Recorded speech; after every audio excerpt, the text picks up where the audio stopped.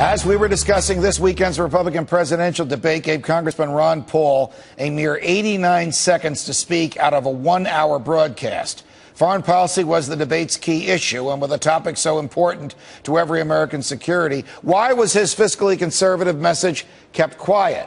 This, as the GOP hopeful raised almost $1 million on Veterans Day last Thursday toward his presidential campaign. Here to discuss are two United States veterans, former Air Force intelligence officer Lancia Stewart and former Army specialist Nathan Cox. Veterans, welcome to Freedom Watch. It's a pleasure to have you. Lancia, to you first. Is there a feeling amongst members of the military that the government is overextended, does too much, spends too much, is in too many countries, and it might be time to pull back? Your Honor, I can't really speak for the entire military because inside of the military itself there are so many different political views.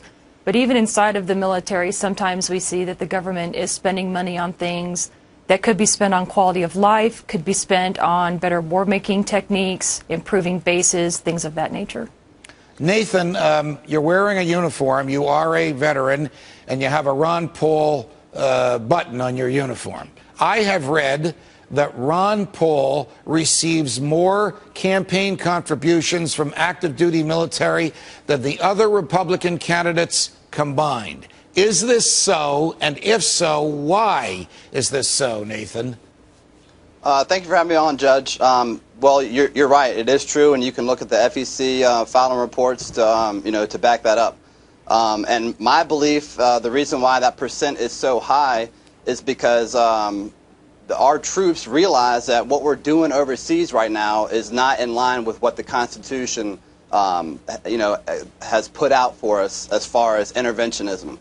We don't believe, or that percent of military veterans and people serving most likely believe that we should have a non-interventionist foreign policy that are very.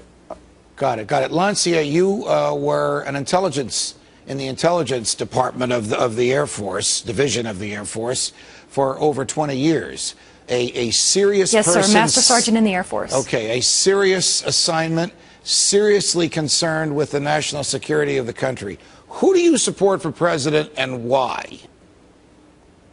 I support Ron Paul, mainly because when he discusses where we should be going with the United States military, where he goes when it talks about the money being spent by Congress, he doesn't waver from his position. The Fed has not always been here. And knowing that during a recession that the Occupy Wall Street movement had to happen because Congress could not curb itself is a very serious issue. And as a military member, myself, my husband, who's a retired Marine, my friends in the Army, Navy, Air Force, Marine Corps can be sent to all of these countries and in all of these conflicts, and without a clear vision as to why we're there, how long we're going to stay there, or what we plan to do while we're in country, puts us at risk for no apparent reason other than what might be construed as national foreign policy by those who don't know what that is. Got it. Nathan, last question. The Army is volunteer. You volunteered to join the Army. Did you have a change of heart in your feeling about your assignment after you volunteered? Did you feel differently when you left than when you entered? Yes, I did, Judge. It was actually, I deployed to Baghdad in October of 2007, and it was just a month or two later that a friend of mine back in the States told me to check out what Ron Paul was saying, which was obviously during the last presidential election. And that's exactly what I did. I looked on YouTube, I was watching the debates via YouTube, and I was watching his interviews on YouTube, and everything he was saying just made complete sense. So I started ordering books and blogging about it and sharing it with my peers and my leaders. And since then, I've just become a full-blown activist. Got it. Lancia Stewart, Nathan Cox, thank you for the service you've given to the country, and thank you for joining us on Freedom Watch. Thank you for having me. Thank you, Your Honor. Earlier today, the Supreme Court made an announcement